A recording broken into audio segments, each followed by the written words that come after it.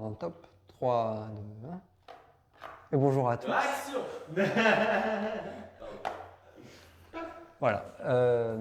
Bienvenue dans ces critiques ciné qu'on va faire toute l'année. On va essayer en tout cas.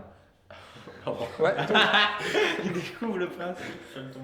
ouais, ça va être chaque semaine. On va parler d'un film de la semaine et d'un film qui est en ressorti. Ou, on sait pas, on va faire, ce sera assez libre. Et pour cette émission, je suis accompagné de mes deux magnifiques acolytes.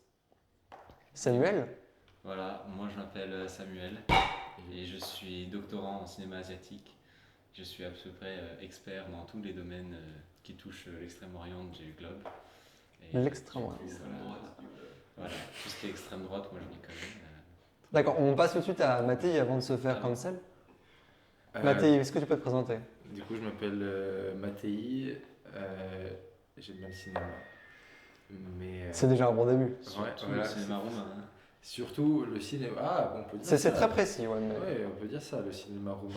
Et Mieux vaut jouer sur le j'ai commencé à m'intéresser également au cinéma, comme il l'a dit, brésilien. Brésilien, ok. Comme j'ai dit.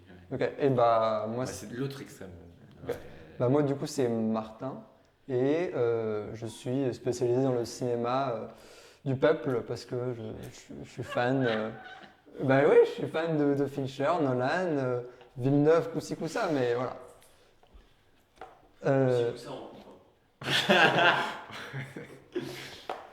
Pour l'instant, on coupe rien. Alors, donc pour cette émission, on va d'abord parler de Exit 8. C'est un peu la sortie de la semaine. Film japonais. Et ensuite, on va parler du film À toute épreuve. Enfin, en anglais, c'est Hard-boiled. Hard-boiled. Un film de John Woo et qui est en ressortie nationale. C'est pour vous donner envie d'aller le voir. Donc, on peut commencer sur Exit 8. Donc, c'était un film de quel réalisateur? Comment il s'appelle? Genki Kawamura. Genki Kawamura. Donc, Exit 8. Voilà, qui était passé à Cannes en séance de minuit. Et toi, tu l'as vu à Cannes. Et je l'ai vu à Cannes. Et donc, tu as pu maturer ta réflexion sur ce film, évidemment. Voilà, maturé. Et qu'est-ce que tu en penses, du coup, de ce film? Parce que, déjà, on peut dire le pitch. Oui, très bonne idée. On peut même commencer par dire d'abord que c'est tiré d'un jeu vidéo. Tout que à c'était tout d'abord un jeu vidéo et que ça a été repris pour un film. Voilà, c'est ça. Et influence vidéoludique se sent beaucoup dans l'esthétique du film, dans le délire narratif, un petit peu comme ça, qui tourne en boucle. Du coup, est-ce que tu as regardé le réalisateur? Oui, c'est son deuxième film. Son deuxième film. Il a fait quoi avant? Il a fait Very Bad Trip 3. Il a fait les bronzés. Je pense qu'on s'en branle son premier film. N'oublie pas les fleurs, ça s'appelle. Intéressant. Ah, Ok. bon, bref, moi j'ai pas joué aux jeux vidéo, toi Mathilde non plus. Non. Mais on avait vu des lives dessus et ça avait vraiment l'air d'être un jeu quand même assez spécial, claustrophobique, un peu horrifique, etc. Où tu devais décerner des anomalies dans un couloir. Et donc le film reprend ce principe. Mais au final, dans un film, on peut pas faire de choix comme dans le jeu vidéo. Oui. Donc est-ce que ça vaut vraiment le coup de faire un film dessus? Bah, du coup, ça prend une autre dimension quand du coup on est contraint en tant que spectateur à suivre le choix du personnage. Et du coup, il y a un côté peut-être encore plus angoissant qui peut être utilisé et qui peut, je trouve, apporter une autre dimension par rapport à juste le jeu, au même jeu vidéo. Parce qu'effectivement, la mise en scène, enfin, j'ai jamais joué aux jeux vidéo, mais de ce que j'en ai vu, la mise en scène, les mouvements de caméra, les plans ont l'air de reprendre complètement l'esthétique visuelle du jeu. Et du coup, le fait de plus être dans un choix et de plus être maître des actions du protagoniste qu'on suit, du coup, forcément, ça nous met dans une autre situation qui peut être un peu angoissante. Ok, je voulais juste dire qu'il disait que c'était intéressant de dire que comme c'est pas un jeu vidéo et c'est un film, est-ce que c'est vraiment intéressant? Ils ont justement rajouté par-dessus un autre thème pour rendre le film plus intéressant. Oui, ils ont rajouté un thème par rapport à la situation du personnage principal qui reçoit un appel de sa femme pour savoir s'il veut... De son ex, pardon. Ouais, de son ex parce qu'elle a un bébé, elle est à l'hôpital et elle lui demande est-ce que tu veux le garder ou pas. C'est d'ailleurs un truc que j'ai pas très bien compris, c'est le rapport avec le reste, avec le jeu vidéo de base. on a l'impression que c'est vraiment rajouté, mais que ça n'a pas vraiment de lien hyper concret. T'en penses quoi? Bah, ne connaissant pas le jeu vidéo, je peux pas te dire ce que ça apporte par rapport au jeu vidéo, mais en tant que film, c'est surtout le côté un peu oppressif de la société dans laquelle se trouve le personnage. Et finalement, il va quitter cette espèce de société très comme ça oppressante pour se retrouver dans un univers qui finalement n'est pas plus terrible que le monde dans lequel il vit normalement. Du coup, il y a tout ce propos bon, qui est un peu, enfin qu'on a tous les films japonais contemporains parlent de ça, mais en gros que ça parle comment la société japonaise s'occupe de ses habitants et de comment les liens sociaux se fait d'une manière très restrictive et Ouais. comment il y a beaucoup d'obligations et enfin, même dans la manière d'être, de vivre, enfin, c'est très calculé, il y a beaucoup d'éléments de langage, de politesse, etc.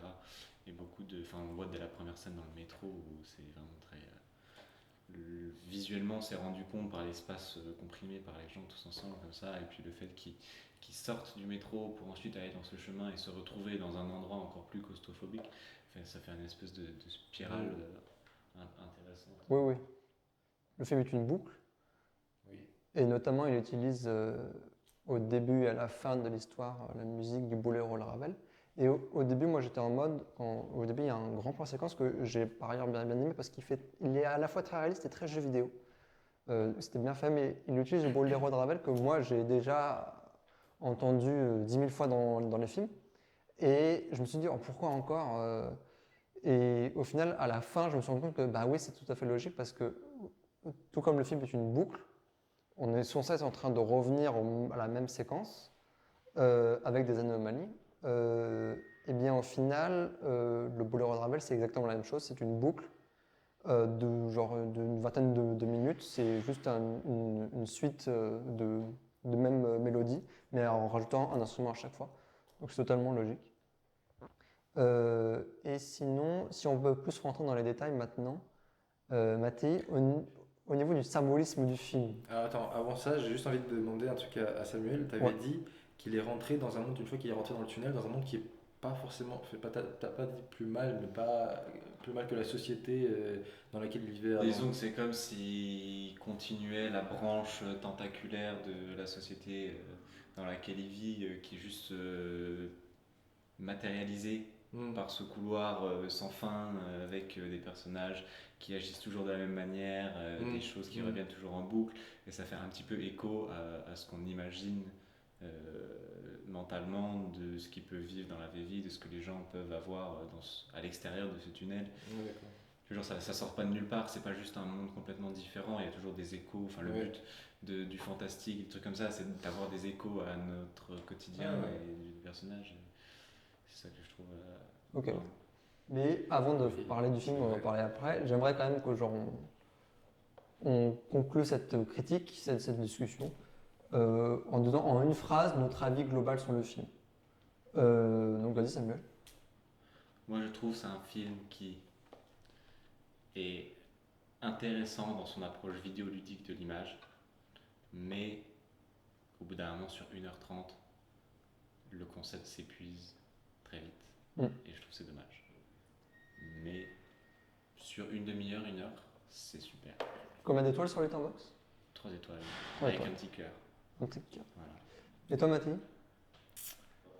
J'ai passé un bon moment, bien que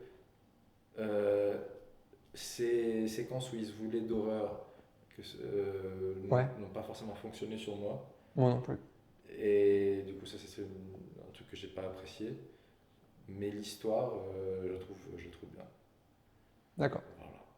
Voilà. Bah moi, du coup, pour conclure, moi j'ai plutôt bien aimé et je trouvais que ça s'épuisait vraiment. Enfin, en termes de concept, un court-métrage ça aurait été peut-être un peu plus approprié, même si j'aurais quand même aimé qu'il fasse une Portal, entre guillemets, dans le sens où moi, ce qui aurait été bien, ce serait de encore plus développer l'univers et de un peu casser le quatrième mur de ce décor, de ce concept de réalité, de sortir de la réalité de la boucle pour que le personnage aille plus loin et démantèle tout ça. Ça un peu à la Portal, à la fin de Portal, il y a ça. Ça aurait été bien. Mais sinon, quand même, j'ai bien aimé parce que notamment la partie avec l'homme qui marche, comme tu l'as dit, j'ai beaucoup aimé ce personnage. Et voilà. 3 étoiles sur Letterboxd. Ah oui, 3 étoiles aussi.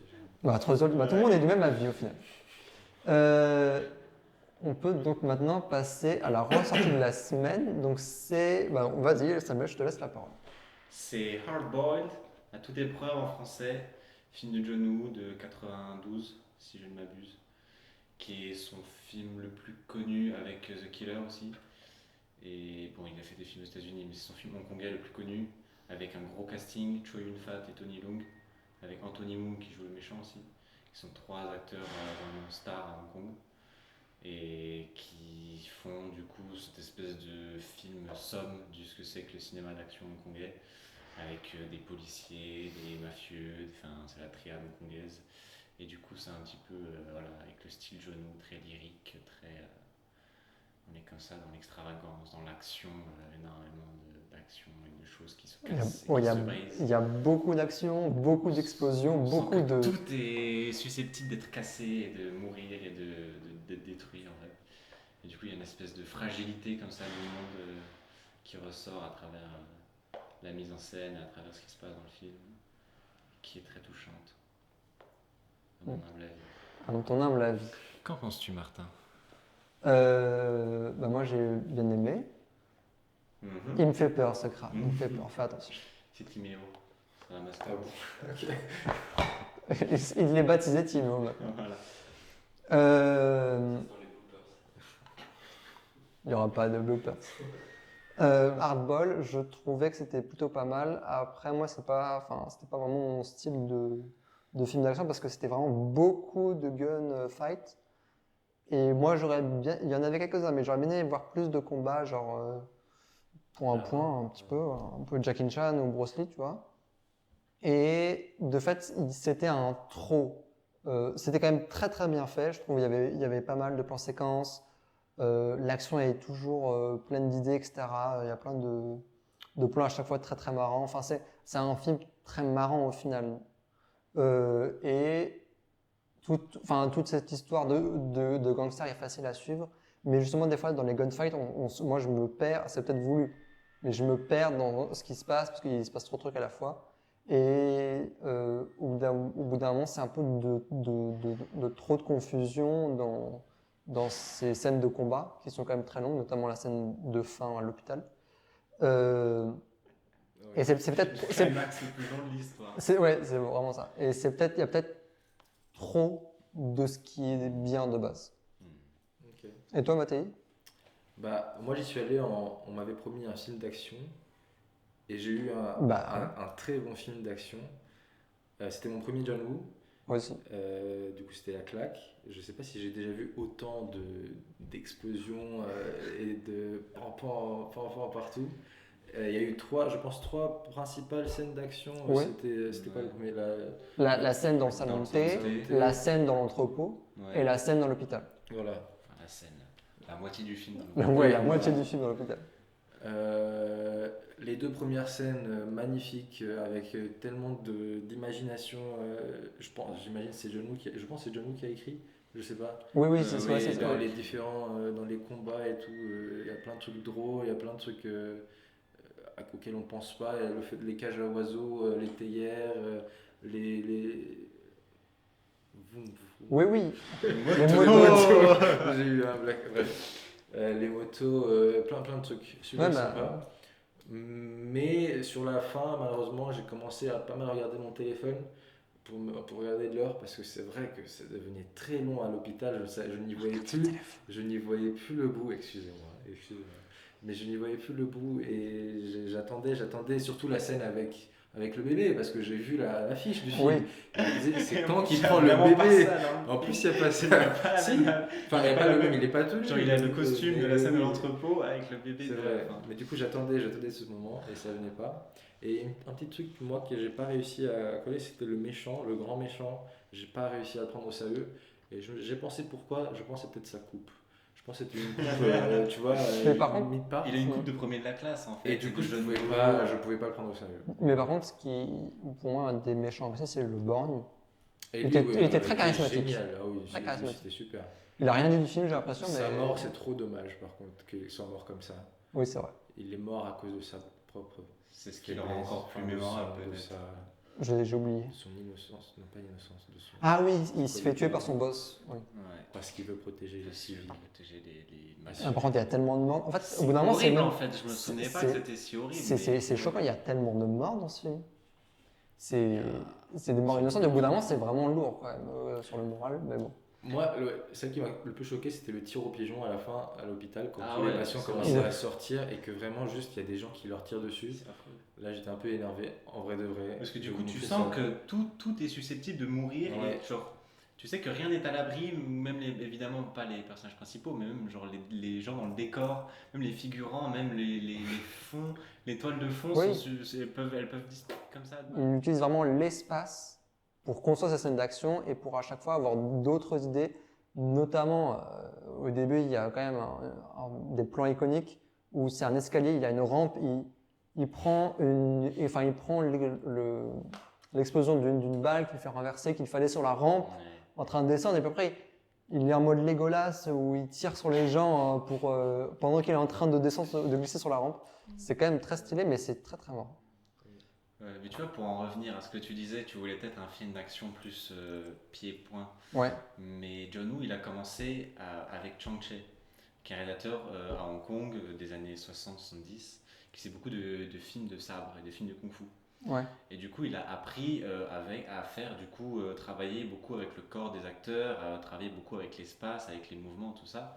Et je trouve qu'on le ressent beaucoup sur les films. C'est comme s'il insufflait cette influence-là du cinéma hongkongais dans un truc qui vient, dans un autre contexte qui vient du cinéma américain, notamment les films d'action de Sam Peckinpah, qui est les armes à feu, et qui est tout ce qui est du Ouais, coup explosion, oui. tout ça. Et du coup, il vient faire une espèce de syncrétisme comme ça, Mmh. en essayant de mélanger les mouvements des acteurs, qui sont très chorégraphiés. C'est comme une comédie musicale, genre c'est de la danse quoi qu'ils font. Oui, oui. Ils font de la danse, il y a des trucs qui passent, des motos qui passent au-dessus, il y a des... Ouais, c'est un de fou. Gymkhana moto. Voilà, c'est ça. Et c'est ajouté avec du coup ces espèces d'accessoires en plus qui vont être les armes à feu, qui vont être les motos, tout ça. Et qui vont ajouter c'est pas simplement juste ils restent dans leur coin et puis ils tirent comme ça l'un sur l'autre. C'est vraiment ils bougent et puis ils font des trucs complètement déjantés. Et vraiment ils utilisent tout leur corps et tous leurs moyens et tout l'espace cinématographique possible pour pouvoir faire les scènes d'action les plus expressives. Rocambolesque. Les plus expressives en fait, et c'est ça que je trouve qui est très marquant dans le film, parce que du coup je l'ai revu au cinéma, j'avais déjà vu avant, c'est qu'il y a tellement d'émotions dans simplement les mouvements des acteurs et dans la manière dont, par exemple, ils vont se jeter, genre je pense à t'as Tony Leung à un moment qui se jette dans la voiture qui est en train d'exploser, et genre tu sens qu'il vraiment est en train de lutter pour sa survie, et tu sens à la fin quand ils se retrouvent les deux dans la fumée, et qu'ils sont à deux doigts de se tirer dessus, là, le Mexican Standoff, qui est vraiment le truc iconique de John Woo. En plus, Qui après est- le reveal qui avait qu'une seule balle qui n'était pas dans le holster. C'est ça, il y a tellement d'émotions dans l'action que du coup, en fait, c'est comme ça vaut pour une scène de dialogue, pour une scène de conflit entre deux personnages. Juste voilà, il se révèle tellement de choses à travers l'action, à travers les gestes, à travers les mouvements, que du coup, tu peux créer tout un tas tout, vraiment un arbre d'émotions, de puissance, de déception, de vie à travers l'action des personnages, que le film du coup est extrêmement vivant. Oui, il est attentif surtout, je trouve, au découpage. Dans le sens où chaque plan est une note et tout vient à la suite. Voilà. Puis c'est la partition. Exactement. Donc, pour conclure notre avis global sur le film, toi Samuel, tu as adoré ce film. Chef-d'œuvre. Chef-d'œuvre. Combien d'étoiles sur Letterboxd? 4,5 cœur. 4,5 cœurs. Toi Mathéi? Super film d'action, 4 étoiles. Pam pam boum boum. C'est ça que voilà. D'accord. C'est ça qu'on veut. Clic clic, pan pan pan, comme dirait l'autre. Je sais plus comment il s'appelle. Jens, je crois. Et donc, moi, pour conclure sur mon avis sur le film, c'était très marrant, mais c'était, je trouve, trop long pour un truc qui se répète beaucoup quand même. Enfin, c'est toujours, je trouve, c'est des combats de pistolet. Et pour moi, je vois pas ce que Samuel voit. J'ai pas l'œil. L'émotion. Il n'y a pas d'émotion pour moi. Ça se répète trop. Mais le principe de base, c'était quand même très très marrant. J'ai bien rigolé. Mais 3 étoiles sur Letterboxd avec un cœur. Mais moi, je mets tout le temps des cœurs. C'est clair. C'est la fin de cette émission. Déjà. Oh là là, Timéo, ouais. C'est- Il n'a pas eu de temps d'écran. Tu vas pas demander son avis. Et il aime bien Timéo. Comment il s'appelle déjà Boyle. C'est super. C'est le meilleur film de l'année. Même si c'est pas une sortie. On va pas regarder. Martin, non, on va pas regarder. Vous me coupez au montage. Martin, t'es un salaud. Tu m'entends? Ah, Il j'hésite. faudrait plus sur le tournage. J'hésite. Bref, non. Ça conclut cette première émission. Là, on est un peu en mode low cost parce moi j'ai un micro cravate, ils ont un micro bizarre, très très vieux. Bref, ça va s'améliorer au fur et à mesure Bien sûr. des prochaines émissions. On espère que ça vous a plu, vous avez passé un bon moment. Mais bien sûr, toujours avec toi. Ah. C'est un moment. Moi aussi, j'ai passé un super moment. Non, calme-toi. Voilà, Merci beaucoup et à la semaine prochaine. Merci, il a dit que de finale déjà. On espère. Allez, salut. C'est ciao. C'est ça la fin, c'est. Non, pas ça. Busca vida. Ciao. Au revoir. Allez au cinéma. Double.